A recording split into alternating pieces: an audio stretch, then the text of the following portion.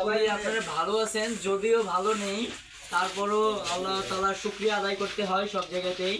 আমরা সেই পরিস্থিতিতে আছি। গত 15 দিন ধরে হয়তো আপনারা পানিবন্দী।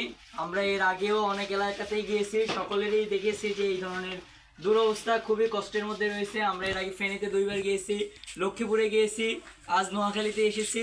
প্রত্যেকটা এলাকায় আমরা ছাত্ররা চেষ্টা করতেছি বারবার যে আমাদের জায়গা থেকে যতদূর সম্ভব সহযোগিতা পৌঁছে দেওয়ার। সেই জায়গা থেকে আপনাদের নোয়াখালীতে আপনাদের এই অঞ্চলে আসা আমাদের ফরদ ভাই আছেন, আমাদের ছাত্র অধিকার পরিষদে, ওনার মাধ্যম দিয়ে এখানে এসেছি। আপনারা জানেন যে ডাকসুর ভিপি নুরুল হক নূর ভাই, হয়তোবা সকলেই চেনেন, তিনি আমাদেরকে পাঠিয়েছেন ছাত্র অধিকার পরিষদের পক্ষ থেকে। আমাদের নূর ভাই সবসময় মানুষের জন্য কাজ করার চেষ্টা করেন, সাধারণ মানুষের পাশে দাঁড়ান।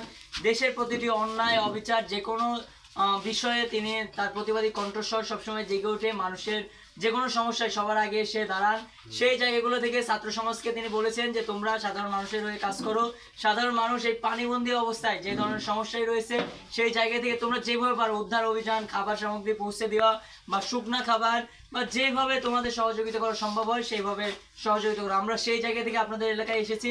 আমরা হয়তোবা সবাইকে আপনাদের যে পরিমাণ প্রয়োজন সেই পরিমাণ দিতে পারবো না। আমরা আমাদের মতো কিছু সহযোগিতা নিয়ে এসেছি, সামান্য কিছু খাদ্য সামগ্রী নিয়ে এসেছি। আপনারা সকলে সেটা সাদরে গ্রহণ করে আমাদের সহযোগিতা করবেন আর আমাদের জন্য দোয়া করবেন যে আমরা সাধারণ মানুষের পাশে থেকে যে ধরনের কাজ করতে যাচ্ছি, যে সমাজসেবা বা রাষ্ট্রের সেবা, সেই জায়গাগুলো থেকে যেন আমরা সামনের দিকে এগিয়ে যেতে পারি।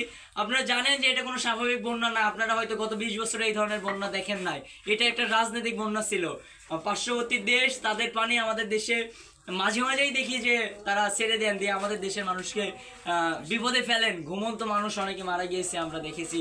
সেই জায়গাগুলো থেকে আমরা আমাদের রাষ্ট্রপ্রধান এখন যারা রয়েছেন, অন্তর্বর্তীকালীন সরকার এর প্রধান, তাদের কাছেও দাবি জানাবো যে বাঁধের বিপরীতে প্রয়োজনে বাঁধ নির্মাণ হোক। প্রত্যেকটা সাধারণ মানুষ বিনা পারিশ্রমিকে সে বাঁধ নির্মাণে কাজ করে যাবে।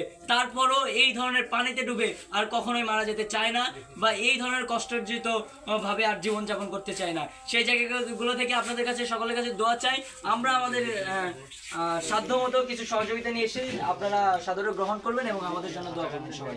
ধন্যবাদ সবাইকে।